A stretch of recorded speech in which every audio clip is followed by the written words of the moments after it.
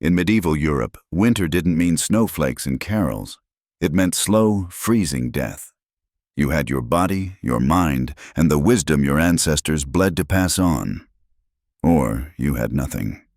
Entire villages vanished in harsh seasons, not because they were lazy, but because even one forgotten skill could mean the difference between warmth and the silence of frost settling over corpses. Let's uncover the 7 brilliant survival skills medieval people relied on when the earth turned to stone and hunger howled outside their doors. In the winter of 1431, a small hamlet near the edge of Bohemia burned nothing but silence. It wasn't that they lacked wood. It wasn't that they feared warmth. It was the soldiers, enemy scouts roaming the forests, sniffing the air like wolves for the scent of smoke. Lighting a fire meant death. And yet, when snow blanketed the valley and temperatures dropped below freezing, the villagers survived. They had mastered something modern survivalists still struggle to replicate: the art of the smokeless fire. This wasn't magic. It was chemistry, physics, and ancestral intuition, a body of knowledge refined through generations of trial, failure, and observation. The secret began not with fire itself, but with fuel selection, something most people today take for granted. Medieval peasants knew that not all wood burns the same. Some woods, green, sappy, or improperly seasoned, belched smoke thick enough to be seen for miles.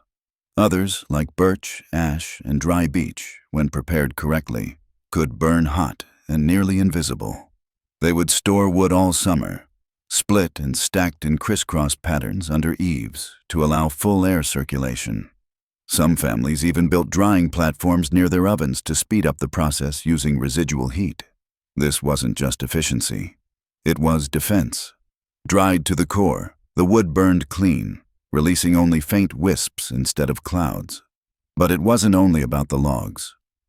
The fire construction method itself mattered even more. Instead of the common teepee-style fire seen in movies, they used what is now called the upside-down fire. Thick logs on the bottom, gradually layered up with smaller sticks and kindling on top. When lit from the top, the fire burned downward, preheating and vaporizing the lower layers before combustion. This process reduced smoke dramatically, allowing a long, steady burn with very little visible output. Even more clever was the use of subsoil fire pits. Villagers dug small trenches or basins, carefully lined with stone and ash, where fires could burn low and hot below the surface. These pits trapped heat and restricted oxygen flow just enough to allow efficient combustion without flaring or smoke. Some pits were even covered with heavy slabs of flat stone or wet animal hides with small vents cut in them to regulate airflow. These primitive devices worked almost like early rocket stoves, retaining heat while making detection from above nearly impossible. And then came the flue trick, passed down like a whispered blessing.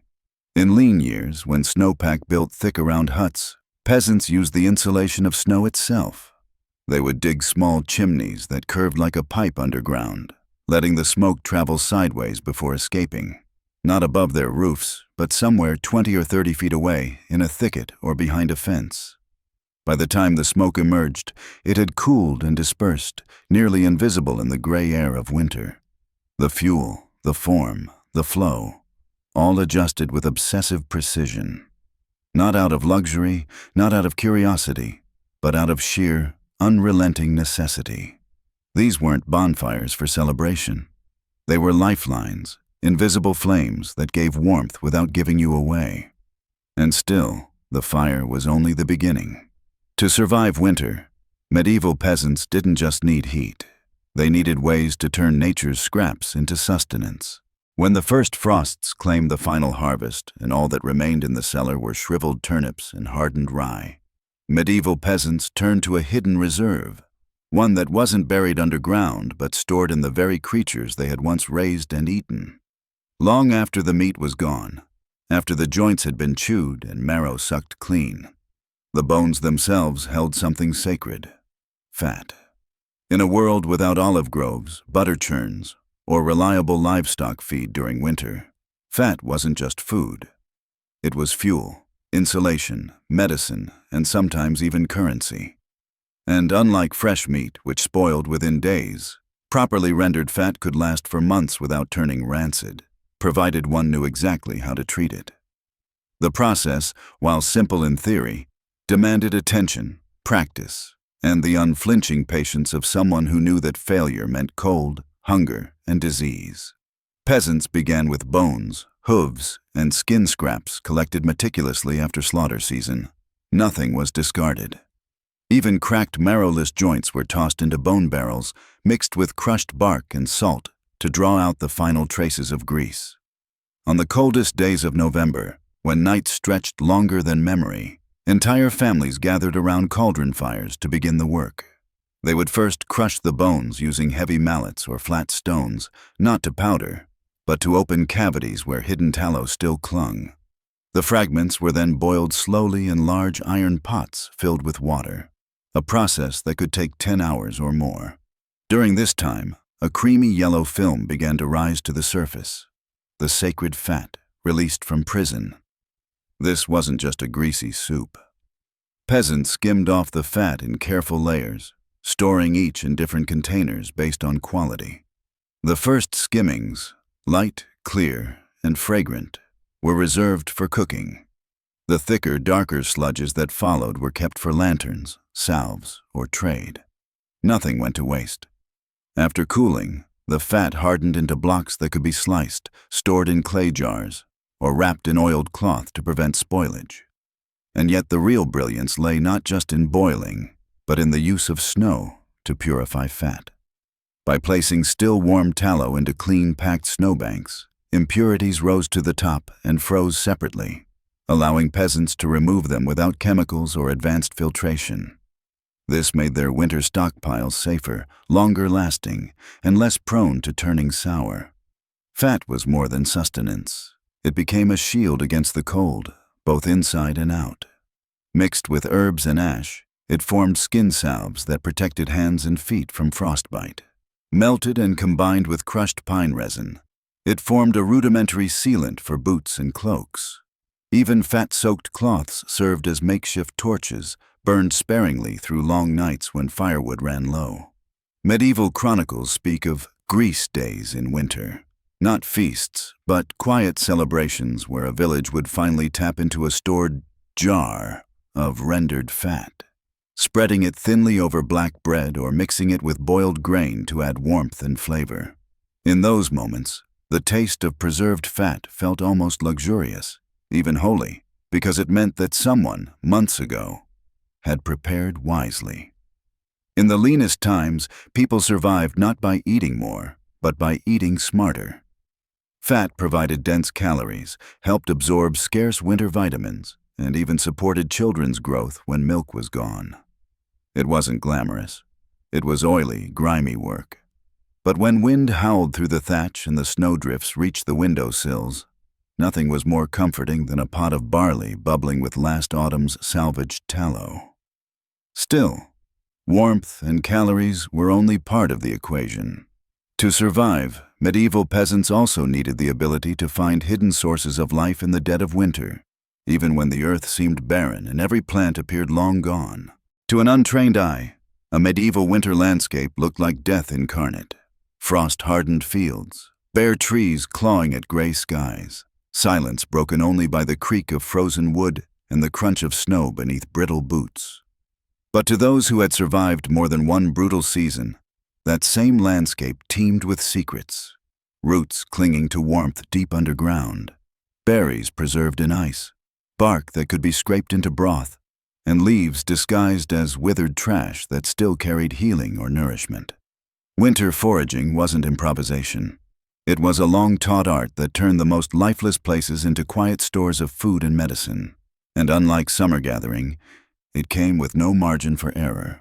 One misidentified root, one uncooked leaf, one bitter nut, and you didn't get sick, you died. Medieval peasants didn't wander blindly through snowdrifts. They mapped the land during warmer months, marking the exact locations of rare but useful plants. Stones were turned into signposts, fallen branches into subtle trail markers. Grandparents taught children where the last patches of ground ewe elder grew beneath leaf mounds, where field garlic might linger if the snow had come late. where the yarrow slept in the shadow of old walls. The roots were the hidden treasure. Burdock, dandelion, wild parsnip, and chicory clung to the warmth of the deep earth, their taproots insulated by soil layers that the frost rarely reached fully. Peasants used hardened digging sticks or tools fashioned from horn to pry open the frozen ground, often working by touch alone, feeling for that resistance that meant nourishment was below. The roots were scrubbed in snow, sliced, dried, or boiled for stews, sometimes mixed with animal fats or bark flour to create mealy pastes that held the body through famine weeks. But even above ground, the watchful eye could find sustenance. In certain woodlands, hawthorn berries and rose hips hung on thorned branches like forgotten rubies, their sweetness dulled by frost, but their vitamin C content preserved or even enhanced by the cold. Peasants harvested them wearing gloves stitched from old hides, carefully twisting each fruit loose, never yanking, so as not to damage the branch and ruin next year's harvest. Mosses and lichens, particularly Iceland moss and reindeer lichen, were gathered in small bundles, soaked to remove bitterness, and dried beside the fire. These strange, bitter growths were added to bread, soups, or even eaten plain in moments of true desperation. They were not food by taste but by function, providing fiber, minerals, and a strange form of psychological comfort, proof that something still grew in a dead world. Sometimes, foraging blurred into medicine. Plantain leaves, if they could be found beneath warm stones or in the lee of walls, became poultices for cracked skin or festering wounds. Pine needles, crushed and steeped in warm water, yielded a sharp, citrusy tea that staved off scurvy and bolstered failing spirits. Even birch twigs, when chewed, released mild painkillers, nature's last line of defense for a family too poor to afford even the church's simplest tinctures. One of the most remarkable practices was the harvest of underground nuts. Certain species, like pignut and tuberous vetch, were invisible in winter, but villagers remembered where their leafy tops had once waved during summer. They returned in midwinter, breaking open the earth with iron tools wrapped in leather to shield against the cold. They unearthed these fragile bulbs and ate them raw, boiled, or roasted in the embers, the smell of caramelized starch briefly making one forget the deadness outside. This was survival by inches. It required memory, intuition, cooperation, and the kind of generational knowledge that could never be fully written down. A single village elder might carry the location of 50 invisible food sources in his mind, and his death without a successor could doom a generation. Modern people often imagine that when crops failed, peasants starved. But the truth is more complicated. They scavenged, dug, brewed, dried, soaked, and chewed their way through winter, scraping nutrition from places where today's eyes see only desolation. Their strength lay not in tools, but in pattern recognition, timing, and reverence for the land. When winter set in with its full cruelty, freezing rains that seeped through roofs, winds that stripped skin raw, snowdrifts that buried carts and fences, there was no such thing as fashion. A medieval peasant didn't care about how they looked. They cared about not dying. Every layer they wore was a decision shaped by centuries of suffering, by knowledge passed from hands now long buried, and by materials pulled directly from forest, field, or flock. They didn't have wool coats lined with goose down, waterproof jackets, or insulated boots with thermal soles. It began in the fall, long before the first frost. Families sheared sheep with knives, not scissors, carefully collecting the wool in baskets that would later be washed in urine to remove natural oils. Yes, urine. The ammonia broke down the lanolin and made spinning easier. Wool was then combed using teasel heads or fishbone paddles, separating fibers into long, aligned strands.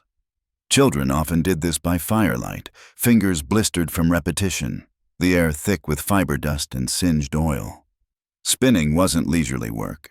A single tunic required hundreds of hours of labor. The spindle and distaff were ever present. Peasants spun as they walked, rested, or prayed. Thread was dyed with whatever was at hand. Onion skins for gold, walnut shells for brown, nettles for green, Not to impress, but to mark function. Work clothes, sleeping tunics, outer wraps. Weaving happened on upright looms hammered together from salvaged timber, often placed near hearths to keep threads from stiffening in the cold. But wool alone wasn't enough. It soaked through in wet snow, and it itched against frozen skin. So peasants turned to what modern survivalists would consider waste: animal hides, especially from deer, boar, sheep, and even dogs during desperate years. These weren't just flayed and worn. They underwent a brutal, meticulous tanning process that transformed rot-prone flesh into pliable, waterproof skin. Tanning required knowledge of tree bark chemistry. Oak, alder, and willow were favorites, high in tannins that preserved hide. Bark was crushed, boiled, and left to ferment into liquid tanning solution. Then the skins were soaked for weeks, turned daily, and scraped repeatedly with sharpened bone tools. The stench was unbearable. The labor was punishing. But the result? Weatherproof cloaks, boots, gloves, and hooded mantles that outperformed any wool against driving snow. Even more impressive was felt making, a process where peasants matted raw wool with heat, moisture, and pressure, creating dense, almost rubbery cloth that resisted wind and retained warmth even when wet. Felt was used for boots, hats, and even primitive insulation inside wall crevices. It wasn't soft, it wasn't pretty, but it worked. And it could save toes, fingers, or lungs from being lost to the cold. Layering was a science of its own. Closest to the body, peasants wore woven linen, which wicked away moisture. Over that came wool, thick, scratchy, heat-retaining. Then hide, if they had it, to repel wind and water. In the worst months, they stuffed dried grasses, moss, or old rags between layers for extra insulation. A medieval version of down padding, rough and crude, but surprisingly effective. Footwear was the weakest point.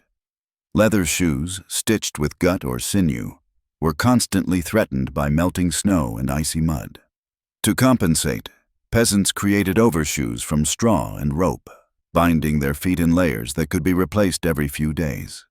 In some regions, peat moss was used as both an insole and moisture-absorbing liner, drying by the hearth at night, reused until it crumbled.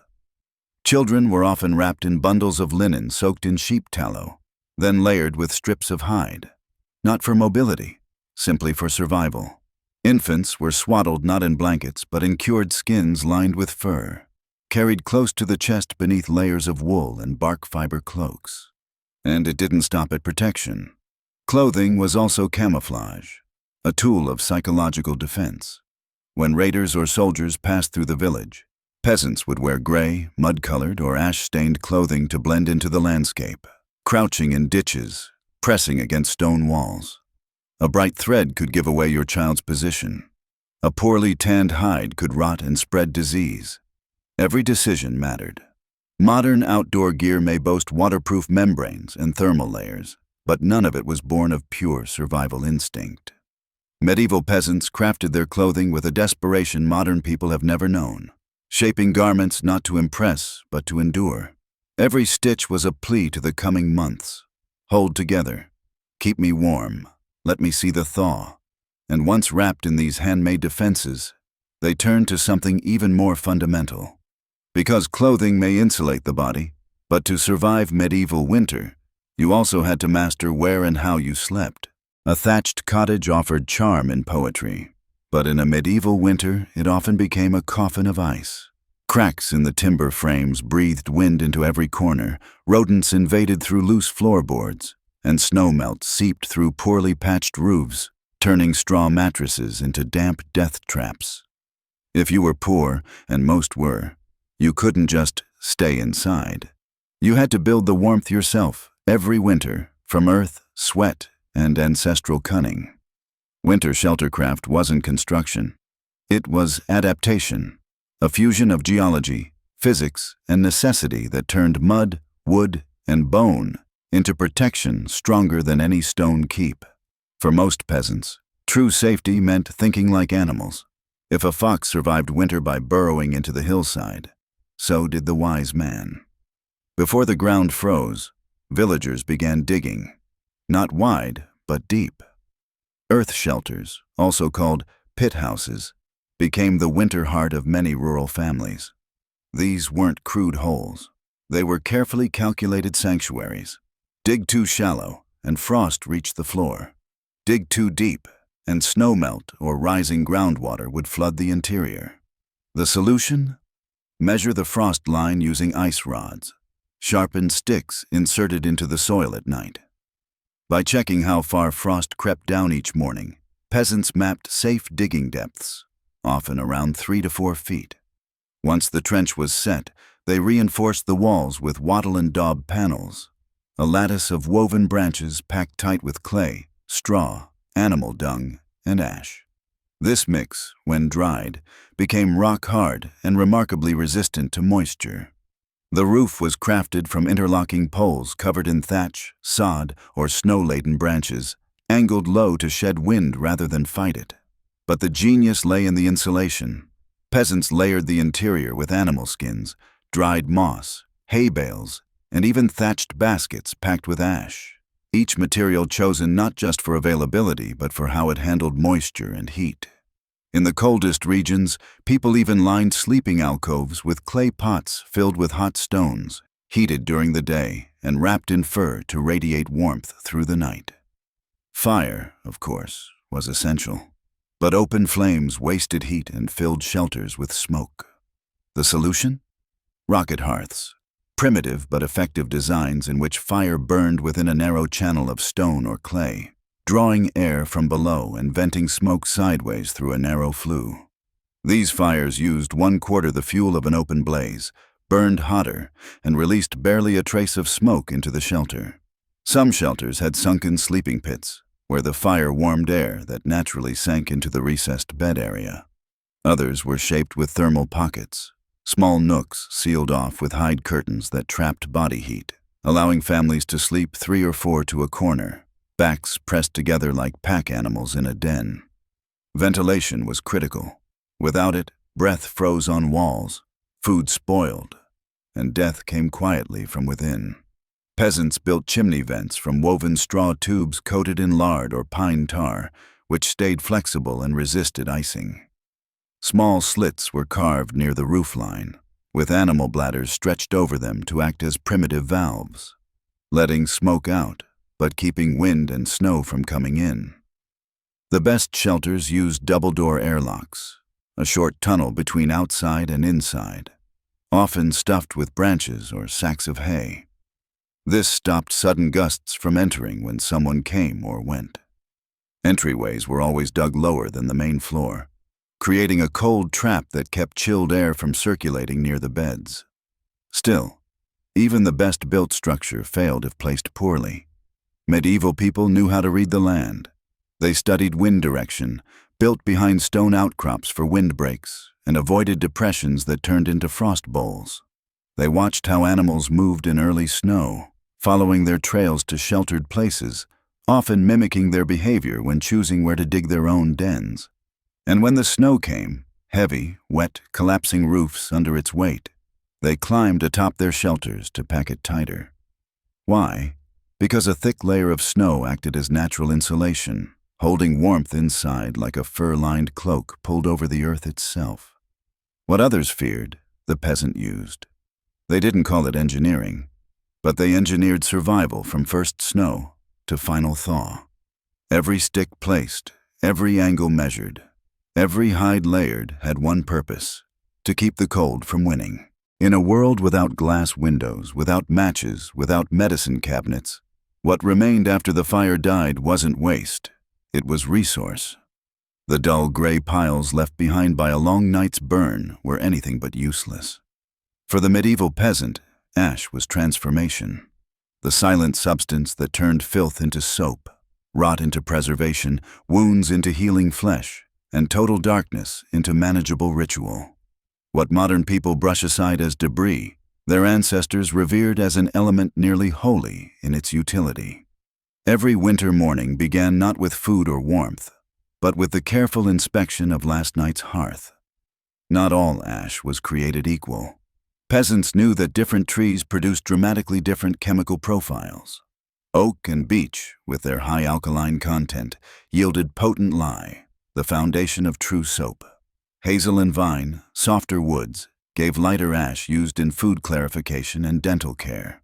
Ash from evergreens, by contrast, was rarely used, their resinous smoke a sign of poor fuel and dangerous chemistry. Ash making wasn't incidental. It was a crafted process, monitored by the most experienced members of the household. Fires meant for ash were built wide, slow-burning, oxygen-regulated to ensure full combustion. Peasants used clay shields or earthen trenches to control airflow, ensuring wood broke down completely into fine white ash rather than half-burnt charcoal. Timing mattered. The best ash was taken not during the fire, but several hours after its embers had cooled beneath thick covering stones, preserving chemical purity from moisture and contamination. Once harvested, ash was sorted. Coarse, heavy, gray clumps for fertilizer, and fine, pale dust for all else. The finest ash was then soaked in water, typically rainwater collected in barrels lined with pitch or wax. After several days of steeping, the liquid, called lye water, was poured through straw filters, its strength tested by floating an egg or a feather. If the egg floated just enough to show a coin-sized patch of shell, the lye was ready. With this, soap was born. Soap wasn't scented, smooth, or soft. It was caustic, grainy, yellow-brown. But it worked. Peasants mixed lye with rendered animal fat, boiled it over low fire for hours, and then let the thick paste settle in wooden molds lined with cloth or waxed leaves. Once dried and hardened, it was sliced into rough bricks stored in cloth bags, rubbed into hands after skinning animals, smeared over tools, or mixed into wash water for linens. In bitter winters, this was the only defense against infection from cuts, lice, or unclean food. But soap was only the beginning. Ash was an antifungal, a disinfectant, a clarifier, and in skilled hands, a preservative. Peasants used beech ash in food preparation, especially in preserving dairy. A pinch stirred into sour milk helped neutralize acids, extending its life into curd or rudimentary cheese. Ash paste, made by mixing water with vine ash, was applied to gums and teeth, abrasive enough to clean, mineral-rich enough to strengthen. Ash-soaked cloths wrapped around wounds drew out pus, dried infection, and sealed flesh faster than many herbs could. Even more brilliant was its use in water purification. When wells grew stagnant or run off tainted barrels, a handful of high-potash ash thrown in would settle impurities, kill bacteria, and make the water safe to drink. This knowledge, passed down orally, was jealously guarded in some communities, remembered not in books but by midwives, ash keepers, and old men who had watched too many children die from bad water. And when darkness pressed hardest, when night stretched longer than memory and spirits began to fray, ash found its way into light and ritual. Peasants crafted ash candles, not from wax, but from twisted cloth dipped in tallow and rolled in fine ash. The ash slowed the burn, lengthened the flame, and prevented smoke. In households too poor for beeswax, these ash-treated tapers lit prayers, birthing corners, and deathbeds. Sometimes ash was painted onto faces, not for war, but to drive away frostbite, its alkaline dryness protecting cheeks and noses. Children were dusted in it like sacred powder before venturing into woods for kindling. It marked the dead, anointed the newborn, and lined the edges of charms and tokens meant to ward off plague. Every home had an ash pot, a dedicated vessel kept near the hearth, sealed with hide, and refilled weekly. Its contents were used with reverence. No one wasted a handful. No one dumped it without purpose. In times of scarcity, it became currency, bartered, gifted, even used to pay off borrowed bread or safe passage through dangerous roads. To the medieval mind, ash was the final form of transformation. But even ash couldn't warm you without fuel, which is why the seventh and final skill was perhaps the most brilliant of them all, a way to create heat and sustenance without cutting a single tree. There were days in medieval winter when no one dared light a flame. The wood was too wet, the wind too strong, or the smoke too dangerous, visible for miles across the white desolation. Sometimes the family had no fuel left at all, and the forest stood silent and stripped, offering no branches and no mercy. Yet in those moments, the truly ingenious reached deeper, not into the forest, but into the ground itself. Because when fire failed, the earth still burned. Medieval peasants, especially in the coldest regions of Europe, mastered a practice that feels nearly mythical today. Cooking and heating using nothing but buried heat, the thermal remnants of earth warmed by the weak sun, by decomposing matter, or by carefully managed chemical reactions. This wasn't superstition. It was science born of desperation, discovered long before anyone named it. The foundation of this method was the earthen oven, also called a pit cooker, a technology far older than castles and far more valuable in winter's grip.